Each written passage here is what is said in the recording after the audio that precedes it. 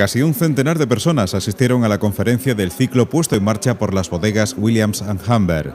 El director general de la bodega, Jesús Medina García de Polavieja, presentó al invitado de esta ponencia, Luis García Ruiz, catedrático de Derecho Constitucional y expresidente del Consejo Regulador de los Vinos de Jerez. Luis García Ruiz realizó un exhaustivo análisis del pasado, el presente y el futuro del marco de Jerez en una conferencia que llevaba por título Jerez y el Jerez. Para el conferenciante, la historia del Jerez se inicia antes de que Jerez, la ciudad, existiese como tal. El Jerez no es entendible sin Jerez y que Jerez no es entendible sin el Jerez. Esto es una especie de madeja inextricable. Y no podemos referirnos al uno o al otro y viceversa sin tener en cuenta la reciprocidad que hay entre ellos. Y sin embargo, fíjense ustedes, esa madeja inextricable empieza con una paradoja, y es que el vino es en nuestra zona un elemento muy antiguo. Cuando los arqueólogos empiezan a escarbar, encuentran cosas relacionadas con el vino que por lo menos provienen del tiempo de los fenicios.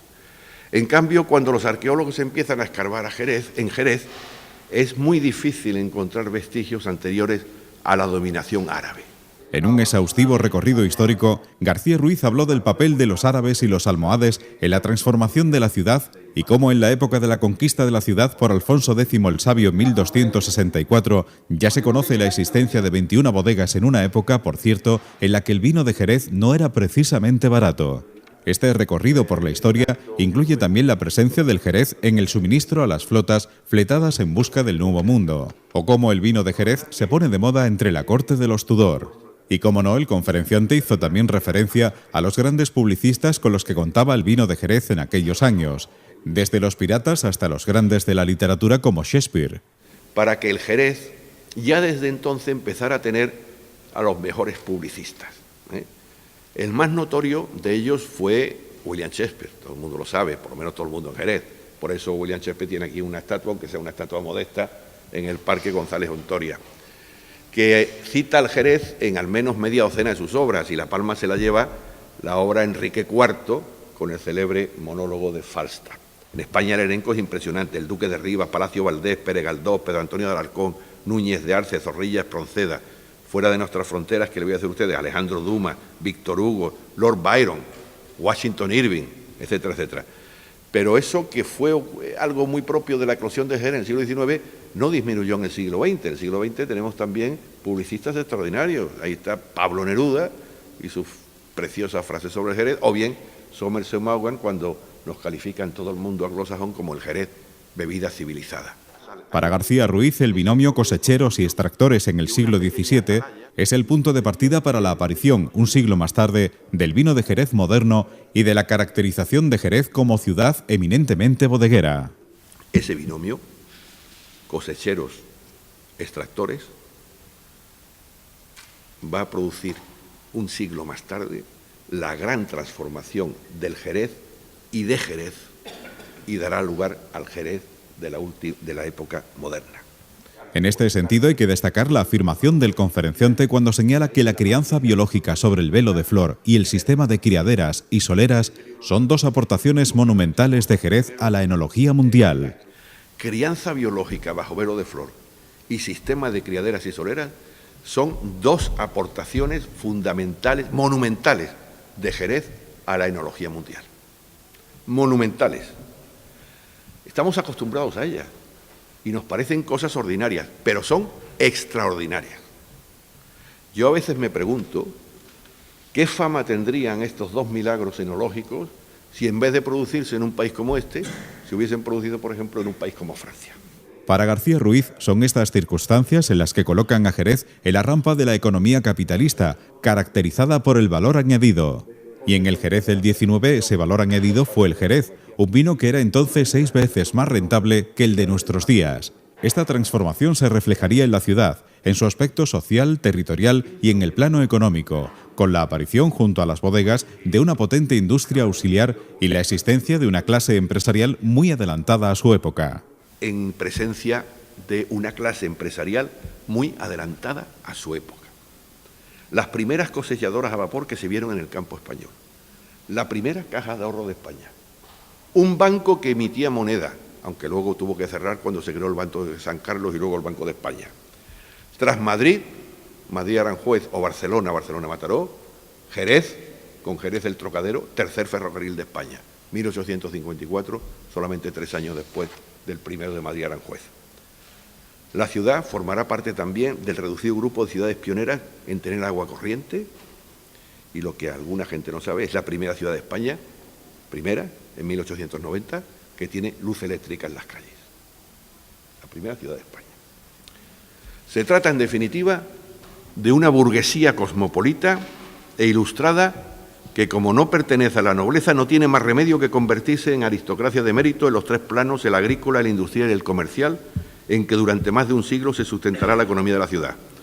Algunos miembros de esta aristocracia de mérito serán ennoblecidos por la corona, y así podemos contar más de una docena de títulos: Misa, Mérito, Bertemati, Bonanza, Dometo, Resoto, Almocadén, Mochales, Algar del Campo, Garbey, Peraleja, Salobral, Bayona, etcétera, otorgados a destacados miembros de la misma, normalmente con todo merecimiento.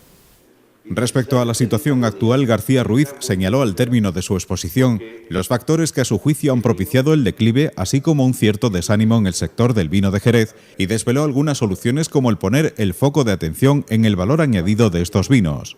Y es que el último cuarto del siglo XX y principios del XXI están poniendo a prueba a Jerez y al Jerez.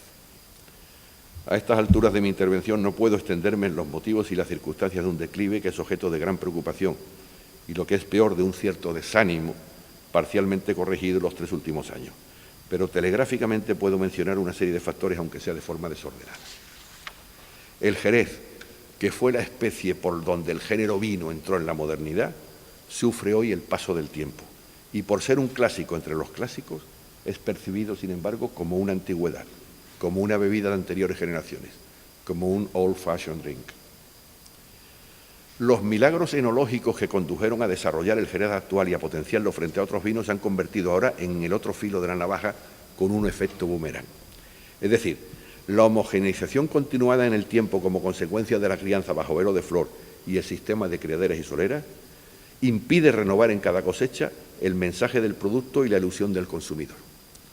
En tiempos en que los consumidores gustan de presumir de conocimiento sobre los vinos, nosotros no podemos alimentar su fantasía sobre la bondad de la cosecha del 2010, ni sobre el carácter inigualable de una reserva del 94, por ejemplo. Ahora hemos empezado con los Boss y Boss, pero hasta entonces. Adicionalmente, el gran número de tipologías del Jerez, desde los pálidos y secos, finos y manzanillas, hasta los oscuros y abocados creams y browns, pasando por la escala de los amontillados y olorosos, hace que lo que sirvió para alcanzar a un amplio espectro de consumidores se vea hoy como un factor de confusión mercadotécnica. Y por encima de todo, un par de grados de diferencia con los vinos llamados tranquilos y con los vinos espumosos, que se han convertido en una especie de muralla infranqueable para una psicología consumidora que ha sido colonizada por la cultura de lo light, de lo ligero. Este par de grados de diferencia produce además un catastrófico incremento de la presión fiscal soportada, y en la mayoría de los países la fiscalidad sobre el Jerez triplica o cuadruplica la de los vinos tranquilos y espumosos. Con lo cual, a igualdad de precios en la estantería, una buena parte del valor añadido que debiera venir a bolsillos del bodeguero se queda en poder de los fiscos respectivos. Es precisamente en el valor añadido residual donde reside la clave de la situación actual y donde está sin duda la solución para el futuro. Esto es facilísimo de decir y muy difícil o casi imposible de realizar. Pero siendo ecuánimes es preciso recordar que el volumen que se comercializa actualmente de nuestro vino es todavía mayor que el que se comercializaba cuando el Jerez posibilitó la formidable acumulación de capital a que he aludido. Que algunas de nuestras tipologías por sí solas, por ejemplo los finos y manzanillas, representan y suponen más, incluso en volumen, que algunas denominaciones de origen muy notorias y reconocidas. Para Luis García Ruiz, los años del último cuarto del siglo XX y el comienzo del XXI está poniendo a prueba a Jerez y el Jerez. Pero como señala al cierre de su conferencia, este desánimo se ha comenzado a corregir en los últimos años y hay evidentes motivos para el optimismo. El redescubrimiento paulatino de nuestro vino por los más jóvenes, los maridajes y las catas, o el hecho de que una de nuestras bodegas sea la bodega más visitada de Europa, que es como decir del mundo. El Jerez se ha abierto a Jerez y ambos vuelven a encontrarse. Y es que, pese a todo, como dije en mis primeras palabras, Jerez y el Jerez son y serán por siempre una madeja inextricable. Muchas gracias.